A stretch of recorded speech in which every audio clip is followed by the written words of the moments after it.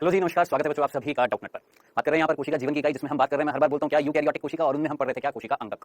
कौन कौन से पढ़ चुके हैं अभी बताऊंगा, लेकिन उससे पहले मैं ये बता दूं कि आज हम क्या पढ़ने वाले हैं बच्चों। आज हम बात करेंगे किसकी, पक्षमाभ और कशाभिका। ठीक है, अभी देखेंगे ये क्या है, लेकिन मैंने आपको बता दिया कि आज ये दोनों पढ़ने वाले हैं। लास्ट में आएगा क्विज केवल वही कर पाएंगे जो लेक्चर पूरा देखेंगे। ठीक है, आइए बात करेंगे इसकी यूकैरियोटिक कोशिका। हर बार लाता हूं, बार बार लाऊंगा, इस वजह से लाता हूं ताकि याद रहे क्या क्या पढ़ चुके हैं।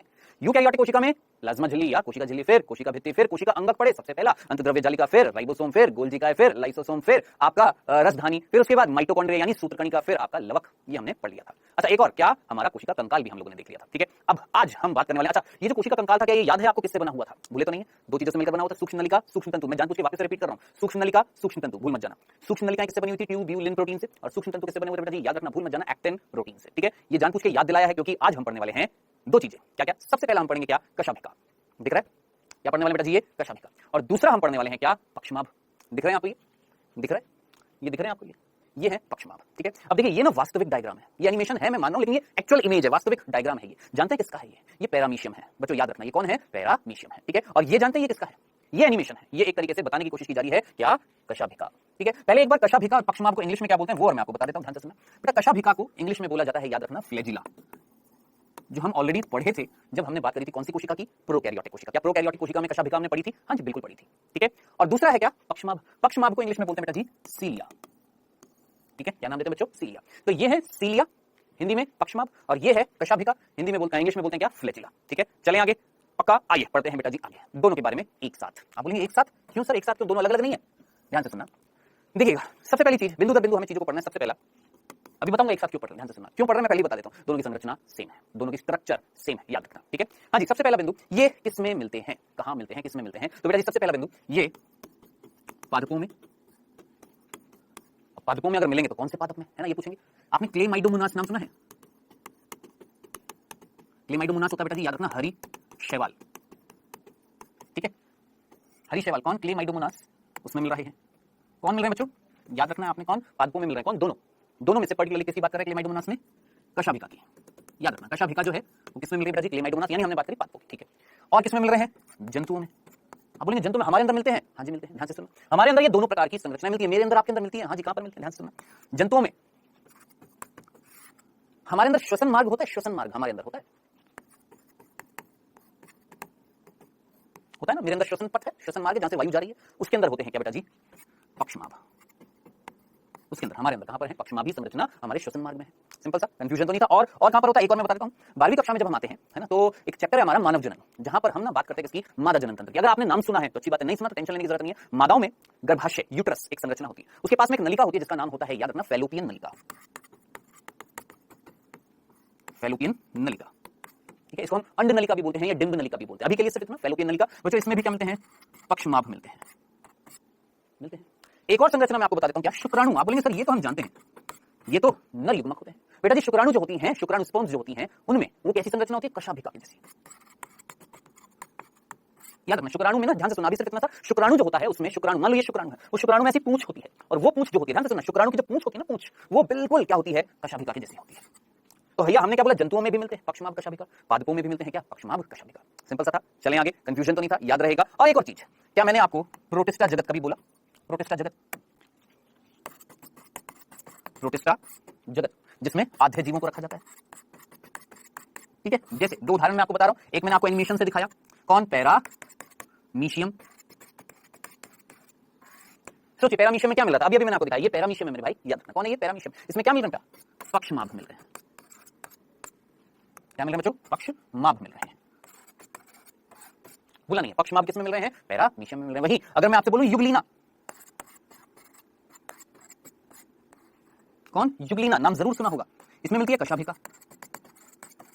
और भैया ये दोनों जो हैं, ये दोनों जीव जो हैं, युगलीना और पैरामीशियम, किसमें आते हैं, प्रोटिस्टा जगत में आते हैं, भूल मत जाना। ठीक है, मेरे ख्याल से इतनी सी बात समझ में आ गई। तो पादपों में भी मिलते हैं कौन, कशाभिका। आप बोलेंगे सर पादपों में पक्षमाभ नहीं होते हैं क्या, होते हैं बेटा, पादपों में भी पक्षमाभ होते हैं। मैंने आपको कशाभिका का उदाहरण बता दिया, जैसे क्लेमाइडोमोनास हरी शैवाल है जो, जिसमें कशाभिका मिलते हैं। ठीक है, जंतुओं में भी मिलते हैं पक्षमाभ कशाभिका, और प्रोटिस्टा जगत में भी मिलते हैं। तो सबसे पहला बिंदु हमने क्या देखा, सोचिए, पढ़ने से पहले हमेशा ये सोचिए कि पढ़ क्या रहे हैं, हम पढ़ रहे हैं साहब पक्षमाभ कशाभिका। सबसे पहले हमने ये देखा कि ये मिलते कहां, ये कौन है, कैसे हैं, वो नहीं देखा हमने। सबसे पहला बिंदु ये देखा कि ये मिलते किसमें है ना। तो हमने बात करी सर ये हमारे पादप जगत में भी है, सर ये हमारे जंतु जगत में भी है, सर ये हमारे प्रोटिस्टा जगत में भी है। कौन, पक्षमाभ और कशाभिका, यानी सीलिया और फ्लैजिला। ठीक है, सिंपल सा था, कंफ्यूजन तो नहीं था। अब दूसरा बिंदु, सर ये करते क्या है ये दोनों, सर इनका कार्य क्या है? सीधी सी बात है, क्या करेंगे? दिमाग लगाओ। सर ये गति करवाते हैं,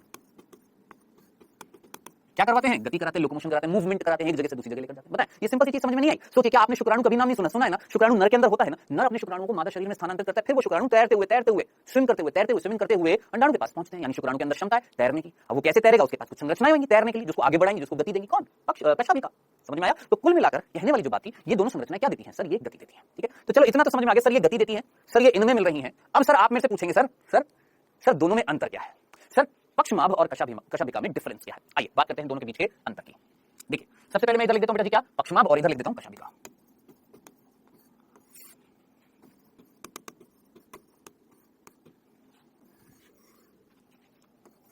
बहुत सिंपल सा अंतर है, बहुत सिंपल सा।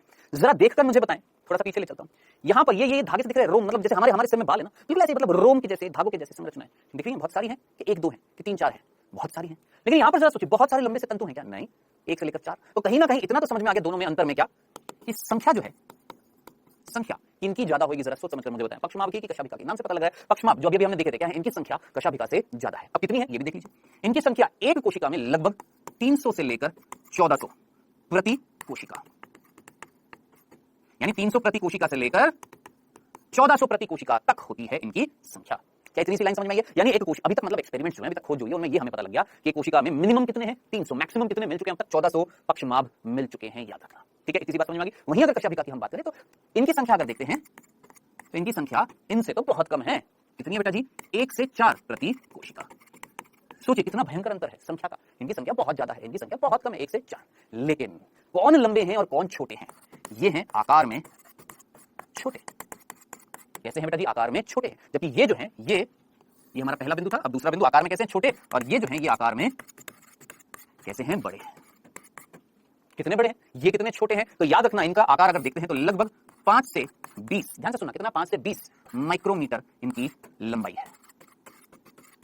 इनकी लंबाई जो है, कैसे हैं? ये छोटे हैं, 5 से 20 माइक्रोमीटर इनकी क्या है? लंबाई है।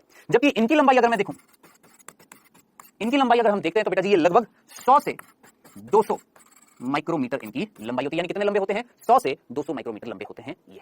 ठीक है, तो जरा खुद सोचिए, दिमाग लगाएं। जिनकी संख्या ज्यादा है उनका आकार छोटा होगा, जिनकी संख्या कम है उनका आकार लंबा है।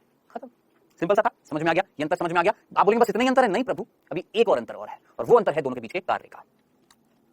इसके बीच का, इन दोनों के बीच के कार्य का, यही लिखते हैं कार्य।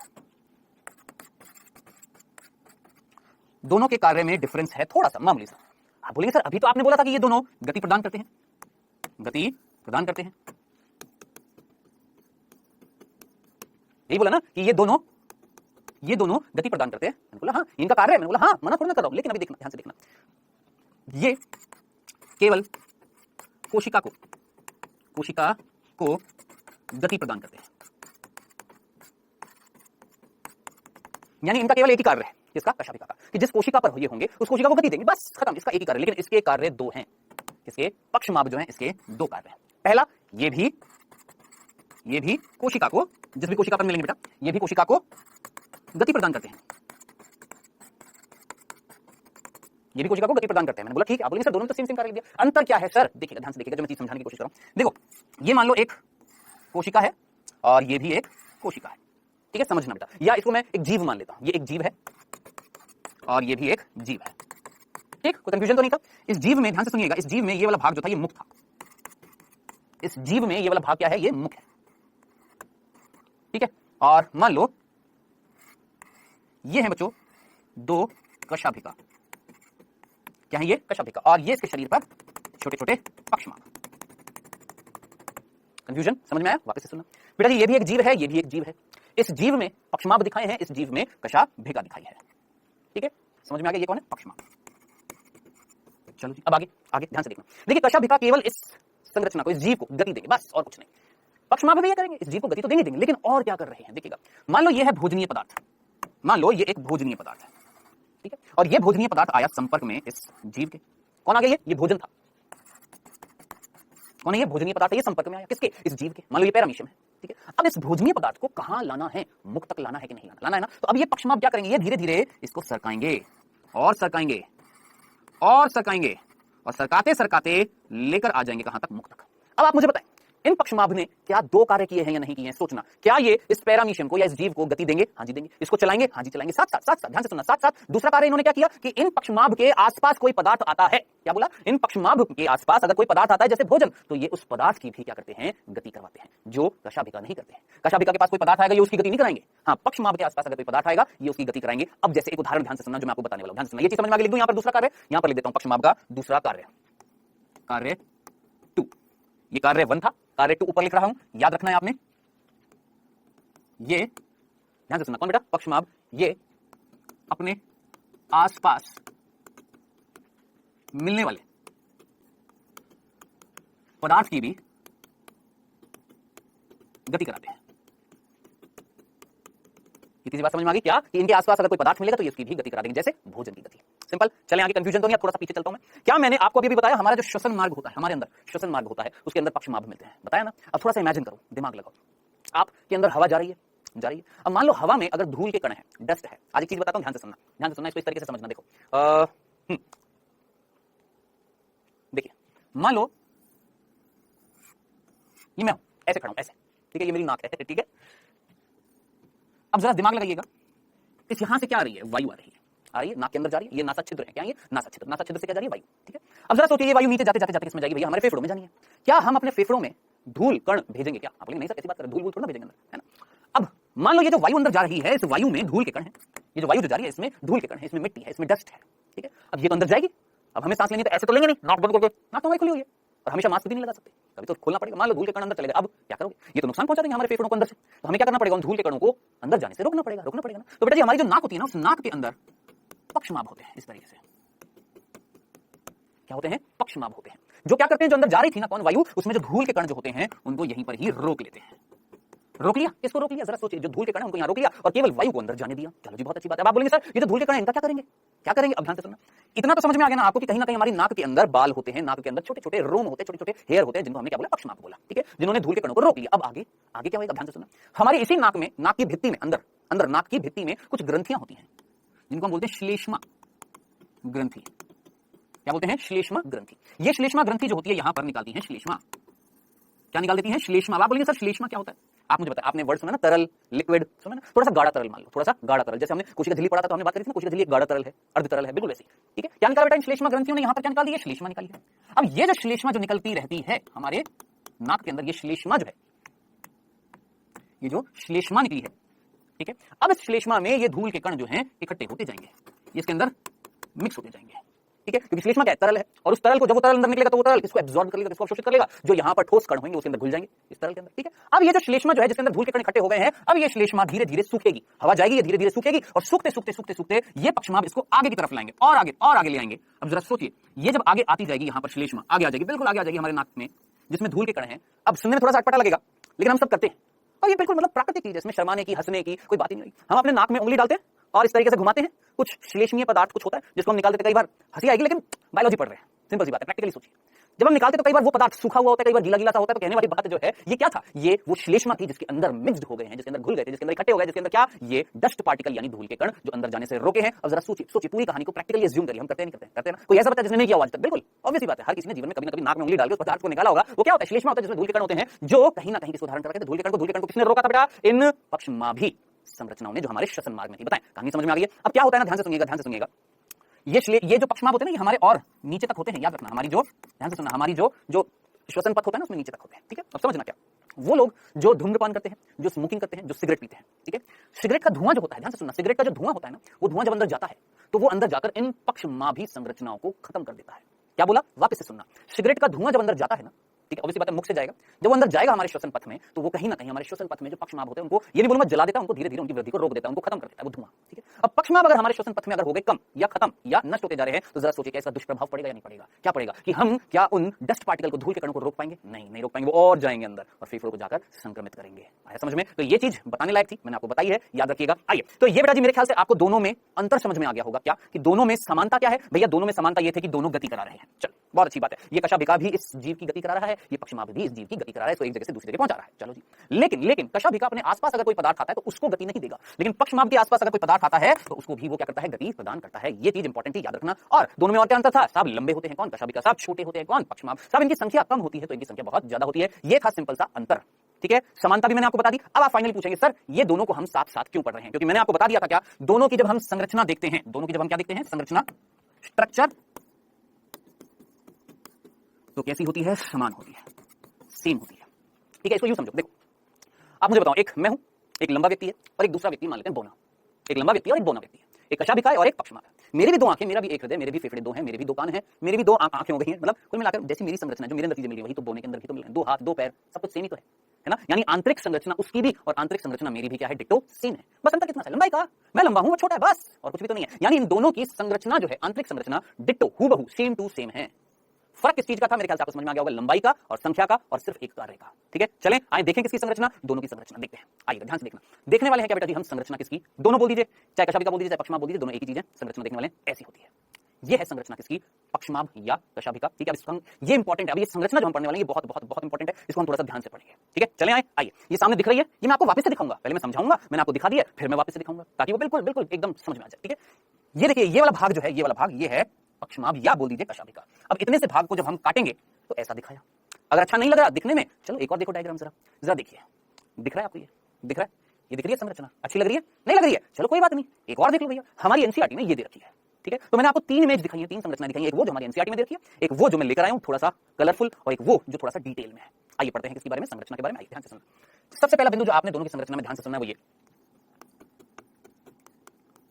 संरचनात्मक रूप से दोनों दो भाग से बने हुए हैं। क्या बोला हमने, ये दोनों दो भागों से बने हुए हैं। एक वो भाग जो कोशिका के बाहर है, ध्यान से सुनना, एक वो भाग जो कोशिका के बाहर है। जैसे ध्यान से देखिए, ये मान लो एक कोशिका है, कौन है बेटा, ये कोशिका, ठीक है। ध्यान से सुनिएगा बेटा जो मैं बताने वाला हूं,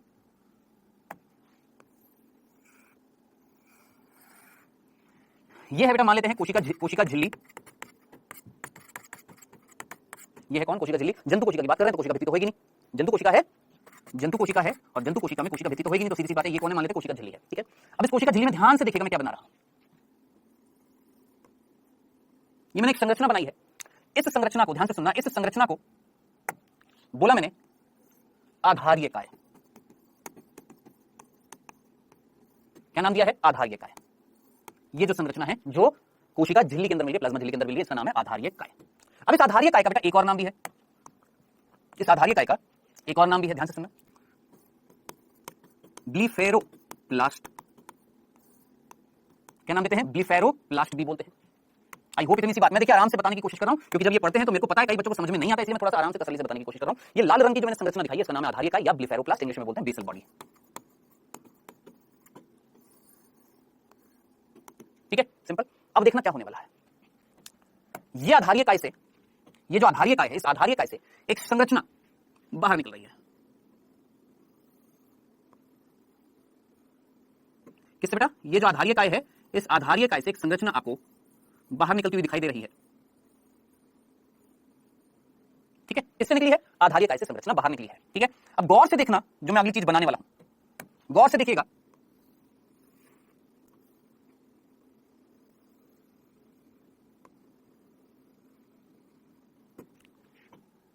इसको मैं थोड़ा सा नीचे की तरफ कर देता हूं ताकि और अच्छे से समझ में आ जाए।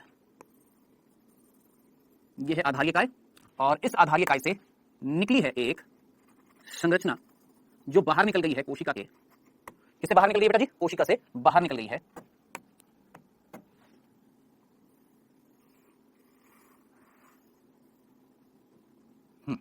अब है ये परफेक्ट डायग्राम। जब तक हम चीज को ढंग से समझेंगे नहीं तो समझ में नहीं आएगी बेटा जी, ध्यान से सुनिएगा। देखिए क्या दिखाई दे रहा है आपको, आप बोलेंगे सर हमें दो चीजें दिख रही, तीन चीजें दिख रही हैं। एक हमें दिख रही है कोशिका झिल्ली काले रंग की, ये जो आपने बनाई है, ये कोशिका झिल्ली है, ठीक है। कौन दिख रही है, कोशिका झिल्ली, मैं बोलूंगा ठीक है जी। और क्या दिख रहा है, आप बोलेंगे सर एक लाल रंग की संरचना दिख रही है जिसको आपने बोला है आधार्यकाय, मैंने बोला ठीक है भैया। आधार्यकाय से एक हरी सी संरचना निकली है, ये हरी सी, ये हरी सी जो संरचना है, इस हरी सी संरचना को बोला जाता है अक्ष सूत्र। क्या बोलते हैं, अक्ष सूत्र। जो हरी सी संरचना जो इस आधार्यकाय से निकली है उसको हमने बोला अक्ष सूत्र, इंग्लिश में बोलते हैं एक्सोनीमी, ठीक है। और अक्ष सूत्र किससे कवर है, मेन चीज जो मैं बताने की कोशिश कर रहा था, मैक्सिमम बच्चे समझते नहीं है। ये जो हरी हरी सी संरचना है अक्ष सूत्र, जो किससे निकली है, आधारीय काय से। क्या अक्ष सूत्र, गौर से सुनना मेरे शब्दों को, क्या अक्ष सूत्र एक झिल्ली से कवर्ड है या नहीं है? सोचो, क्या अक्ष सूत्र, हरी सी संरचना जो मैंने यहां पर दिखाई है, क्या ये झिल्ली से कवर्ड है या नहीं है, घिरी हुई है या नहीं है? हाँ, लेकिन जरा सोचिए, ये जो है आधारीय काय, क्या इसके ऊपर कोई झिल्ली मिल रही है? देखो, ये लाल रंग की संरचना के ऊपर कोई झिल्ली मिल रही है? नहीं। लेकिन इस आधारीय काय से जो हरी सी संरचना निकली जिसका नाम है अक्ष सूत्र, क्या उसके ऊपर झिल्ली मिल रही है? आप बोलेंगे हां सर मिल रही है। बेटा, अक्ष सूत्र जिस पर क्या मिल रहा है, झिल्ली का आवरण, झिल्ली आवरण, ठीक है। ये दोनों मिलकर, ध्यान से सुनना, कौन कौन बेटा जी ध्यान से सुनिएगा वापस से, अक्ष सूत्र हरी सी संरचना जिस पर क्या मिल रही है, झिल्ली का आवरण, ये दोनों मिलकर कहलाते हैं तंतु। और इन्हीं तंतुओं को, ध्यान से सुनना, इन्हीं तंतुओं को हम बोलते हैं क्या, कशाभिका या पक्षमाभ। अब आप मुझे बताएं, है ना, हो गया ना कंफ्यूज? अब जरा सुनिएगा क्या बोला। पक्षमाभ और कशाभिका की जब हम संरचना देख रहे थे, हम डिस्कवर कर रहे थे, हम उनका अध्ययन कर रहे थे, तो हमने देखा एक कोशिका के अंदर, ध्यान से सुनना, एक कोशिका के अंदर जो प्लाज्मा झिल्ली होती है, कौन बेटा, ये जो प्लाज्मा झिल्ली, इस प्लाज्मा झिल्ली के बिल्कुल थोड़ा सा नीचे, बिल्कुल नीचे, प्लाज्मा झिल्ली के थोड़ा सा नीचे एक संरचना है जिसका नाम है आधारीय काय या ब्लीफेरोप्लास्ट या बेसल बॉडी, ठीक है सर, जिस पर कोई आवरण नहीं है, यानी याद रखना ये झिल्ली हीन होता है। कैसा होता है? झिल्लीहीन होता है। और यही आधारीय काय उत्पन्न कर रहा है एक और संरचना जो हरे रंग की मैंने आपको दिखाई है, जो कोशिका से बाहर जा रही है, जिसका नाम है क्या, अक्ष सूत्र, जो किससे घिरी हुई है? जरा सोचिए, यही आपको प्लाज्मा झिल्ली, जरा देखिए, ये प्लाज्मा झिल्ली जो है आपको बाहर जाते हुए नहीं दिखाई दे रही, यही प्लाज्मा झिल्ली बाहर इस अक्ष सूत्र के ऊपर आवरण नहीं बना रही है, बना रही है तो अक्ष सूत्र किससे घिरा हुआ है? झिल्ली के आवरण से। दोनों मिलाकर ये पूरी संरचना को मिलाकर हमने बोला तंतु, और यही तंतु मेरे भाई क्या है, कशाभिका या पक्षमाभ। अब ये बड़ा होगा तो कशाभिका, छोटे होंगे तो पक्षमाभ। खत्म। बताइए, इतनी सी बात समझ में आ गई है? चले आगे, कंफ्यूजन तो नहीं है। अब मैं आपसे प्रश्न पूछने वाला हूं, गौर से सुनिएगा और आंसर सोच समझ कर दीजिएगा। जो मैं प्रश्न आपसे पूछने वाला हूं, ध्यान से सुनना। क्या कशाभिका या पक्षमाभ झिल्ली युक्त है कि झिल्लीहीन है? सोच समझकर आंसर देना। कशाभिका या पक्षमाभ झिल्ली युक्त है कि झिल्लीहीन है? आप सीधा आंसर देंगे सर कशाभिका या पक्षमाभ एक तंतु है, एक धागे के समान संरचनाएं हैं और उन पर आवरण मिल रहा है। लेकिन लेकिन लेकिन लेकिन लेकिन किंतु परंतु ये कशाभिका और पक्षमाभ जहां से निकले हैं, जिधर से उत्पन्न हुए हैं, उस संरचना का नाम क्या था, आधारीय काय या ब्लेफेरोप्लास्ट, वो झिल्लीहीन है। कैसी है? झिल्लीहीन है। ठीक है, अब जरा सोचिए हम क्या पढ़ने वाले होंगे, हम कौन सी संरचना पढ़ने वाले हैं? क्या हम ये पढ़ने वाले हैं कि हम ये पढ़ने वाले हैं? बेटा हम पढ़ रहे हैं कशाभिका और पक्षमाभ, तो हम पढ़ेंगे ये। आप बोलेंगे सर ये क्यों नहीं पढ़ेंगे, ये क्यों नहीं पढ़ेंगे, किस लिए नहीं पढ़ेंगे, क्या कारण है कि हम ये नहीं पढ़ेंगे? क्योंकि ये हम नेक्स्ट क्लास में पढ़ेंगे। क्या? ध्यान से सुनना, नेक्स्ट क्लास में हम ये पढ़ेंगे। क्यों? क्योंकि नेक्स्ट क्लास में हम एक कोशिका अंगक, कान खोलकर सुनिएगा मैं क्या बोलने वाला हूं। नेक्स्ट क्लास में जो हम कोशिका अंगक पढ़ने वाले हैं ना, उसका नाम है, यही पढ़ने वाले हैं क्या, अगर आपने नाम सुना हो, तारक केंद्र सुना है, जिसको हम इंग्लिश में बोलते हैं सेंट्रियोल। ठीक है, एक कोशिका में दो तारक केंद्र होते हैं। आप बोलेंगे सर ये क्या कर रहे हो, ये एक तारक केंद्र और ये दूसरा तारक केंद्र, ये एक ये दूसरा, क्या दोनों एक दूसरे के 90 डिग्री पर मिल रहे हैं? सोचो, क्या ये एक तारक केंद्र, ये भी एक तारक केंद्र, दोनों एक दूसरे के 90 डिग्री पर मिल रहे हैं? दो तारक केंद्र मिलकर, कितने बेटा, दो तारक केंद्र मिलकर कहलाते हैं तारक काय। क्या कहलाते हैं? तारक काय, सेंट्रोसोम। तो आप मुझे बताना, ध्यान से सुनना, हम अगली कक्षा में ये पढ़ने वाले हैं। क्या पढ़ने वाले हैं? तारक काय पढ़ेंगे। तारक काय किससे बना हुआ है सर? दो तारक केंद्र मिलकर क्या बना रहे हैं? तारक काय बना रहे हैं। ऊपर से तो नहीं जा रहा ना, नींद तो नहीं आ रही ना, पक्का ना, समझ में आ रहा है ना? जल्दी से मुझे बताएं क्या बोला मैंने, दो तारक केंद्र मिलकर बना रहे हैं क्या? तारक काय। और भैया ये जो तारक काय या ये तारक काय जो दो तारक केंद्र से बना हुआ है, ये है क्या बेटा जी? ये वास्तव में यही है।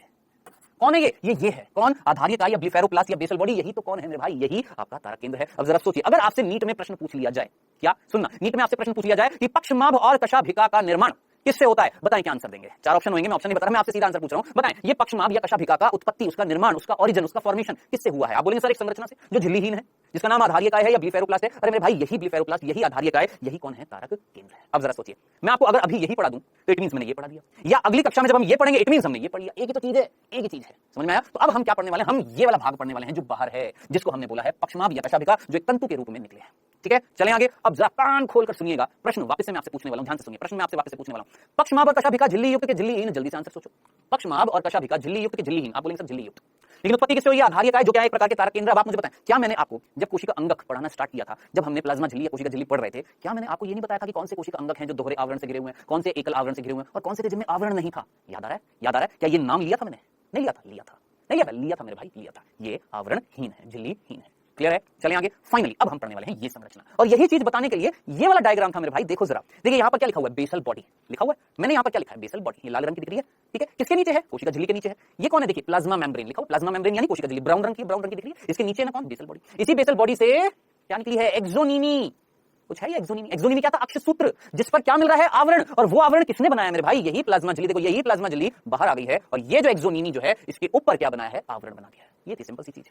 क्लियर है? चलें आगे। तो अंदर वाला जो माल मसाला है उसको हमने बोला अक्षय सूत्र, और इसके बाहर जो मिल रही है वो थी प्लाज्मा झिल्ली जो बाहर आ गई है और आवरण बना लिया। आई होप अब जाकर आपको समझ में आ गई होगी संरचना। ठीक है, अब हम पढ़ने वाले अंदर ये क्या है, ये कैसी संरचना है, ठीक है, वो हम देखने वाले हैं। चल, तो अब हम देखने वाले हैं इस तंतु की संरचना। आइएगा फटाफट देखते हैं बेटा जी, ये तंतु की संरचना जो आपको दिखाई दे रही है यहाँ पर, या यहाँ पर जो तंतु की संरचना दिखाई दे रही है, इसमें सबसे पहले मुझे बताइए, तंतु को जब मैं काटूंगा आपकी तरफ रखूंगा तो सबसे बाहर क्या दिखाई देगी? सोचिए, सबसे बाहर आपको क्या दिखाई देगी? आप सीधा बोलेंगे सर झिल्ली दिखाई देगी। देख लो यहाँ पर, क्या यहाँ पर जीव द्रव्य झिल्ली नहीं लिखा हुआ? जीव द्रव्य झिल्ली क्या थी? कोशिका झिल्ली। मेरे भाई कौन? कोशिका झिल्ली कोई हमने जीव द्रव्य झिल्ली नहीं बोला था? कितनी बार तो पढ़ लिया हमने ये वाली चीज, कितनी बार पढ़ चुके हैं। क्या बोलते हैं? जीव द्रव्य झिल्ली या कोशिका झिल्ली। ये यहाँ पर ये देखिए, ये जीव द्रव्य झिल्ली इस अक्षय सूत्र के बाहर एक आवरण बना रही है ना। अब बेटा जरा सोचिए, इतने से भाग को जब मैं काटूंगा, ये नली है, इसको जब मैंने काटा और काटने के बाद आपके सामने रखा तो कुछ ऐसी नहीं दिखाई देगी, इस तरीके से नहीं दिखाई देगी। दिखाई देगी ना, जिसमें सबसे बाहरी आवरण कौन है? कोशिका झिल्ली है, यानी सबसे बाहर कोशिका या सबसे बाहर, यही बोलूंगा, ध्यान से सुनना, सबसे पहला बिंदु मैं ये लिखूंगा, ये झिल्ली युक्त होते हैं। बस इतनी सी बात, ये झिल्ली युक्त होते हैं। चलो जी, बहुत अच्छी बात है, समझ में आ गया ना। अब मुझे बताया, आज जब मैंने लेक्चर स्टार्ट किया था तो स्टार्ट करते समय मैंने आपको दो चीजें बताई थी। वापस से मैंने बोला था कोशिका कंकाल दो चीजों से बना होता है, सूक्ष्म नलिका और सूक्ष्म तंतु बना होता है। सूक्ष्म तंतु को अभी के लिए गोली मारो, आप मुझे बताइए सूक्ष्म नलिका याद आ रही है? क्या थी सूक्ष्म नलिका? याद करिए, कुछ नलिकाओं की जैसी संरचना थी, ठीक नहीं थी? कुछ नलिकाओं के जैसी संरचना थी, दिख रही है?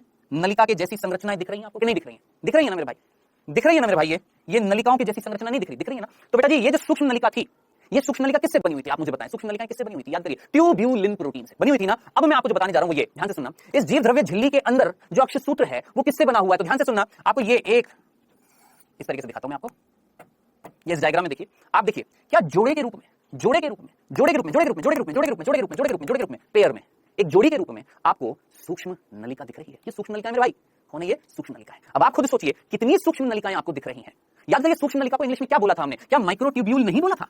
नहीं बोला था, बोला था ना। आपको कितनी सूक्ष्म नलिकाओं का जोड़ा दिखाई दे रहा है? सोचिए, 1 2 3 4 5 6 7 8 9 दिख रहा है ना, इसमें देख लो, 1 2 3 4 5 6 7 8 9 कितने हैं? 9 जोड़ी के रूप में, 9 जोड़ी के रूप में क्या मिल रही हैं? सूक्ष्म नलिकाएं मिल रही हैं। कितनी सी बात समझ में आई? अब आप मुझे बताएं, क्या ये इस संरचना में इसके किनारे पर मिल रही है, बीच में मिल रही है? बोलेंगे सर किनारे पर मिल रही है, किनारे को हम परिधि बोलते हैं। क्या बोलते हैं? परिधि बोलते हैं। तो मैंने लिखा क्या, अक्षय सूत्र जो है, अक्षय सूत्र की परिधि पर 9, एक या द्विक, देखिए एक वर्ड होता है एकल और एक होता है द्वि, द्वि का मतलब 2, एकल का मतलब 1। आप मुझे बताएं 9 जो परिधि पर 9 सूक्ष्म नलिकाएं मिल रही हैं, अकेली अकेली मिल रही हैं कि जोड़ों के रूप में? 2 मिल रही हैं। बोलिए सर 2 मिल रही हैं, तो क्या बोलूं मैं? 9 परिधि पर 9 द्विक, परिधि पर 9 द्विक सूक्ष्म नलिकाएं मिल रही हैं।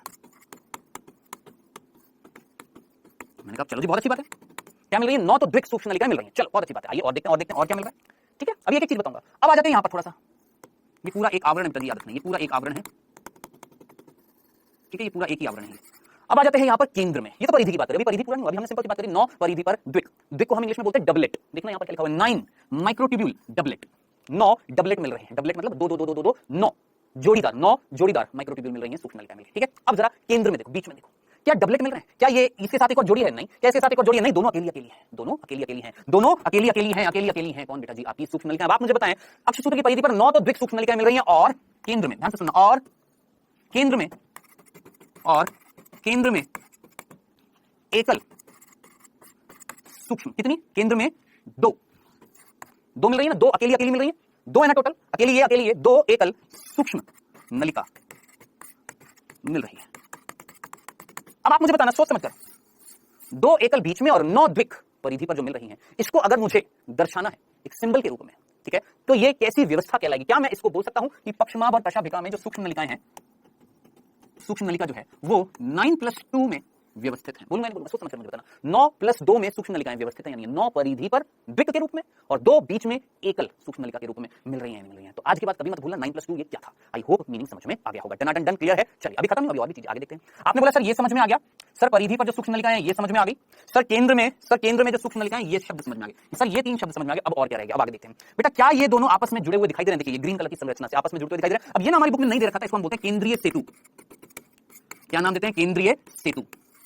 अब आप बोलेंगे सर क्या है? बेटा कुछ नहीं, एक संरचना है जो 2 इन सूक्ष्म नलिकाओं को जोड़ रही है, जो भी प्रोटीन से बनी होती है। वो भी किससे बनी होती है? प्रोटीन से। कोई नहीं पूछने वाला कौन से प्रोटीन से क्या कर रहा है, बस इतना सा, दोनों को जोड़ने का काम कौन करता है? केंद्रीय सेतु, बस इतना सा। किसको जोड़ दिया बेटा हमने? इन दोनों सूक्ष्म नलिकाओं। ठीक है, इतनी बात समझ में आ गई। अब जरा सोचो केंद्र में जो सूक्ष्म नलिकाएं, क्या इनके ऊपर भी आवरण मिल रहा है? ये जो केंद्र में 2 सूक्ष्म नलिकाएं, क्या इनके ऊपर आवरण मिल रहा है? बोलिए हां सर बिल्कुल मिल रहा है, और इस आवरण को हमने बोला केंद्रीय आच्छद। क्या नाम दिया है? केंद्रीय आच्छद। तो आपसे कोई पूछे केंद्रीय आच्छद क्या, आप सीधा बोलेंगे केंद्रीय आच्छद इस कशाभिका या पक्षमाभ के अंदर जो सेंटर में, जो केंद्र में दो सूक्ष्म नलिकाएं अकेली अकेली, उनके ऊपर जो आवरण है वो क्या कहला रहा है? केंद्रीय आच्छद। बस अब इसको मैं लिख नहीं रहा हूं, बिल्कुल छोटे बच्चों जैसी चीज है कि केंद्रीय आच्छद क्या है? केंद्रीय आच्छद केंद्र में मिलने वाले सूक्ष्म नलिकाओं के ऊपर जो आवरण होता है वो केंद्रीय आच्छद है। लिखने की जरूरत है, नीट की प्रिपरेशन कर रहे हैं, समझ में आ गया? क्लियर है? तो केंद्रीय आच्छद समझ में आ गया, ये सारी चीजें समझ में आ गई। अभी तक देखना, अभी तक देखना। अब आप मुझे बताना, मैं आपको दो संरचना बच गई है, एक अंतराद्विक सेतु और एक रह गया अरिय डंडा। ठीक है, देखिए बेटा जी, यहां पर इस डायग्राम में ले चलता हूं, जरा देखिएगा। यह है केंद्रीय आच्छद। कौन है बच्चों? ये केंद्रीय आच्छद है। केंद्रीय आच्छद आवरण था ना, अंदर जो दो सेंटर में जो सूक्ष्म नलिकाओं के ऊपर आवरण। मुझे बताएं, क्या परिधि पर जो 9 जोड़ी के रूप में सूक्ष्म नलिकाएं हैं, क्या वो इस केंद्रीय आच्छद से जुड़ी हुई हैं? फिर से बोल रहा हूं, फिर से सुनना। 9 परिधि पर जो जोड़ीदार सूक्ष्म नलिकाएं हैं, क्या वो इस केंद्रीय आच्छद से जुड़ी हुई हैं? देखिए, कुछ पीली पीली संरचना दिख रही है, दिख रही है। इन्हें बोला जाता है बेटा जी, याद रखना, अरिय डंडा। क्या नाम देते हैं? अरिय डंडा। तो अरिय डंडा क्या कर रहा है? सोचो, ये अरिय डंडा क्या कर रहा है? इन सूक्ष्म नलिकाओं को जो परिधि पर है, इनको जोड़ेगा। किससे? जरा सोचिए, किससे जोड़ता हुआ दिखाई दे रहा है? किससे जोड़ेगा? दिमाग लगाएं जल्दी से, किससे जोड़ेगा? जो केंद्रीय आच्छद है उससे जोड़ेगा। पता है, सिंपल था। तो अरिय डंडे का क्या काम था? सोचो, अरिय डंडे का काम क्या था? परिधि पे जो सूक्ष्म नलिकाएं हैं, उनको केंद्र में जो सूक्ष्म नलिकाएं, उसके ऊपर जो आवरण है केंद्रीय आच्छद, उससे जोड़ना। किसका? ये अरिय डंडे का। और इस डायग्राम से तो बड़े अच्छे से समझ में आ रहा है, पीली पीली संरचना है जो परिधि पे सूक्ष्म नलिकाएं हैं, उनको जोड़ रही है केंद्रीय आच्छद से। सिंपल। चलें आगे, अब रुकिए, अब इधर देखिएगा। अब आपको चॉकलेट के जैसी कुछ संरचना दिख रही है यहां पर, चॉकलेट के जैसी ब्राउन ब्राउन। ये देखिए, ये देखिए, ये चॉकलेट के जैसी कुछ ब्राउन ब्राउन संरचना दिख रही है। देखना इस डायग्राम में कुछ बहुत बारीक संरचना इस डायग्राम में अगर आपको दिख रही है। देखिए, ये हरे रंग की, अपने पास अगर बुक है तो बुक खोल लीजिएगा। ये हरे रंग की संरचना दिख रही है, ये हरे रंग की, ये हरे रंग की, ये हरा, ये हरा, ये हरा, ये हरा, दिख रही है। इनको बोला है अंतर्द्विक सेतु। सेतु का मतलब क्या था? जरा सोचिए, जो दो चीजों को जोड़ रहा है। बेटा यहां पर सेतु था केंद्रीय सेतु, जो किसको जोड़ रहा था? केंद्र में जो दो सूक्ष्म नलिकाएं हैं अकेली अकेली, उन दोनों को जोड़ रहा था। अब जरा सोचिए, परिधि पर ये जो जोड़ा है, ये जोड़ा जो है, ये जोड़ा जो है, जोड़े को जोड़े से भी तो जोड़ना पड़ेगा। इस जोड़े को इससे, इसको इससे, इसको इससे जोड़ना पड़ेगा ना। तो इस जोड़े को इस जोड़े से जोड़ा है हमने, किससे? अंतर्द्विक सेतु। अब नाम में जरा सोचिए, सेतु आ रहा है। अंतर्द्विक का मतलब जो परिधि पर 9 क्या मिल रही है? 9 क्या मिल रही है? आपकी परिधि पर मिल रही है क्या? 9 जोड़ीदार द्विक मिल रही है, या 9 परिधि पर सूक्ष्म नलिकाओं की द्विक मिल रही है। इन द्विक के बीच में, इस द्विक के बीच में, इस द्विक के बीच में क्या आपको सेतु नहीं मिलेगा? मिलेगा। तो इस द्विक को इस द्विक, इसको इस आपस में जोड़ने वाला अंतर्द्विक सेतु। केंद्र में जो दो अकेले अकेले उनको आपस में जोड़ने वाला केंद्रीय सेतु। ये बस इतनी सी संरचना है, बताइए, बस इतनी सी संरचना, और कुछ भी नहीं है मेरे भाई। ठीक है, बस एक आखिरी चीज है, वो मुझे बतानी है, जो हमारी एनसीईआरटी के डायग्राम में नहीं बताई है। जरा सोचिए, आपने टेनिस या चिड़ी बल्ला, जो मैंने आपको पहले भी बोला था, बैडमिंटन, उसका रैकेट होता है, याद करिए, सूक्ष्म नलिका में कोई ऑक्सीजोन थे ना। टेनिस चिड़ी बल्ले में बल्ले के जैसे होते हैं, रैकेट के जैसे होते हैं ना। यहाँ पर देखिए, कुछ रैकेट के जैसी संरचना दिख रही है, ये दिख रही है। अब इनका नाम यहाँ पर दे नहीं रखा है हमारे यहाँ पर इस डायग्राम में, लेकिन इस डायग्राम में भी दिखा तो रखी है। देखिए, कुछ बैंगनी से रंग की दिख रही है, बैंगनी से रंग की दिख रही है। इस डायग्राम में अगर दिखा रखी हो तो नहीं जी, यहाँ पर हाँ दिखा रखी है, नाम दे रखा है। ये है डायनिन प्रोटीन। क्या नाम है बेटा जी? डायनिन आर्म या डायनिन प्रोटीन। अब साहब ये क्या है, ध्यान से सुनना। ये जो टेनिस के जैसी जो संरचना यहाँ पर दिखाई है, ये वास्तव में टेनिस के जैसी नहीं होती है। ऑक्सीजोम टेनिस के जैसे थे, ये टेनिस के जैसे नहीं होते, सिर्फ दिखाने के लिए ऐसा लग रहा है टेनिस के जैसे। नहीं, ये टेनिस के जैसे नहीं होते। आपसे कोई नहीं पूछेगा टेनिस के जैसे होते नहीं, कोई नहीं पूछने वाला। लेकिन याद रखना, ये जो संरचना है, ये है डायनिन प्रोटीन। अब आप कहेंगे सर ये क्या होता है डायनिन प्रोटीन? मैं आपको बस एक लाइन में बताऊंगा। क्या? ये मैं अपना हाथ ऐसे कर रहा हूं, ऐसे करा, ऐसे करा। ये कौन करवा रहा है? आप बोलेंगे सर मस्तिष्क करा रहा है। कैसे करा रहा है? मस्तिष्क ने यहाँ पर संदेश भेजा। क्या करने के लिए? यहाँ पर जो मेरी मसल्स है, यहाँ पर जो मेरी मांसपेशियां हैं, उनको संदेश भेजा कि भैया सिकुड़ जाओ। जब सिकुड़ोगे तो ये हाथ का ये वाला भाग मेरी तरफ आएगा कि नहीं आएगा? आएगा ना। तो अब जरा सोचिए, संदेश आ रहा है तंत्रिका तंत्र से, लेकिन काम कौन कर रहा है? सिकुड़ कौन रहा है? तंत्रिका तंत्र सिकुड़ रहा है क्या? नहीं, मांसपेशियां सिकुड़ रही हैं। मांसपेशियां कैसे सिकुड़ेंगी? मांसपेशियों के अंदर सिकुड़ने की क्षमता होगी। अब ये सिकुड़ने के लिए क्या खर्च करनी पड़ रही है? जरा सोचिए, अगर मैं ऐसे कर रहा हूं तो यहाँ पर क्या खर्च हो रही है? मेरी एनर्जी। क्या खर्च हो रही है? एनर्जी हो रही है ना, मेरी ऊर्जा खर्च हो रही है। और बेटा ये ऊर्जा यहाँ पर खर्च करने के लिए उत्तरदायी होता है एक प्रोटीन, जिंदगी भर मत भूलना, उसका नाम होता है, याद रखना, क्या? डायनिन प्रोटीन। मेरी मांसपेशियों में मिलता है क्या? डायनिन प्रोटीन। ये डायनिन प्रोटीन का कार्य होता है ऊर्जा को खर्च करना। ऊर्जा खर्च होगी यानी एटीपी टूटेगा। कौन टूटेगा? एटीपी टूटेगा, एनर्जी प्रोड्यूस होगी, ऊर्जा। उसी ऊर्जा का उपयोग करके मांसपेशियों में खिंचाव आ रहा है। ठीक है, तो पूरा घुमाए, मतलब बिना घुमाए मैं सीधा बोल देता हूं, क्या ये डायनिन प्रोटीन क्या उत्पन्न कर रहा है बेटा जी? ऊर्जा उत्पन्न करवा रहा है, या ऊर्जा को खर्च करवा रहा है। ऊर्जा खर्च होगी तो कोई कार्य होगा, कोई चीज सिकुड़ेगी, कोई चीज सिकुड़ेगी, फैलेगी, सिकुड़ भी सकती है, फैल भी सकती है, हो सकता है कि नहीं हो सकता। अब जरा सोचिए, ये डायनिन प्रोटीन यहाँ पर मिल रहा था ना, ये डायनिन प्रोटीन यहाँ पर ऊर्जा खर्च करवाएगा। ऊर्जा खर्च होगी तो ये सूक्ष्म नलिकाएं दिख रही हैं आपको, दिख रही हैं, ये बेटा सिकुड़ेंगी, और ये सिकुड़ेंगी तो ये अक्षसूत्र सिकुड़ेगा, और अक्षसूत्र सिकुड़ेगा तो वो जो तंतु जो है वो सिकुड़ेगा और फैलेगा, सिकुड़ेगा फैलेगा। तो जरा सोच समझकर मुझे बताएं, ये अक्षसूत्र सिकुड़ेगा फैलेगा, सिकुड़ेगा फैलेगा, इस तरीके से क्या करेगा? ये कशाभिका या ये पक्षमाभ क्या करेंगे? गति करेंगे। बस इतना सा था बेटा जी हमारा पक्षमाभ और कशाभिका। ये थी सिंपल सी संरचना जो हमने आज पढ़ी है, इसमें बस इतनी ही सी चीजें याद करनी है। ठीक है, तो ये था बेटा जी आज का लेक्चर। अब आज हमने पूरा पढ़ा क्या? पक्षमाभ कशाभिका। ठीक है, सारी चीजें हमने A to Z पढ़ ली है। अब ये पक्षमाभ और कशाभिका जिससे निकले थे, जिसको हमने आधारित बेसल बॉडी बोला था, वो एक प्रकार का क्या था? कारक केंद्र था, जो हम अगले लेक्चर में पढ़ेंगे। ठीक है, अरेंजमेंट कैसा था, व्यवस्था कैसी थी, याद करिए। पक्षमाभ कशाभिका की 9+2 थी मेरे भाई, भूल मत जाना किसी भी हालत में। ठीक है, चलिए बेटा, अभी समय हुआ है आपके क्विज का। पहला प्रश्न आपकी स्क्रीन पर आता हुआ फर्स्ट। कशाभिका में सूक्ष्म नलिकाओं की कैसी व्यवस्था पाई जाती है? 9+3, 9+2, 9+1, 2+9। सोचिए कैसी व्यवस्था मिली थी सूक्ष्म नलिकाओं की? बहुत सिंपल सा प्रश्न है, जल्दी से आंसर लगाइएगा। दूसरा प्रश्न बच्चों, कशाभिका की संख्या पक्षमाभ से होती है। कशाभिका की संख्या जो है वो पक्षमाभ से क्या होती है? संख्या कम होती है, ज्यादा होती है, बराबर होती है, कुछ भी नहीं?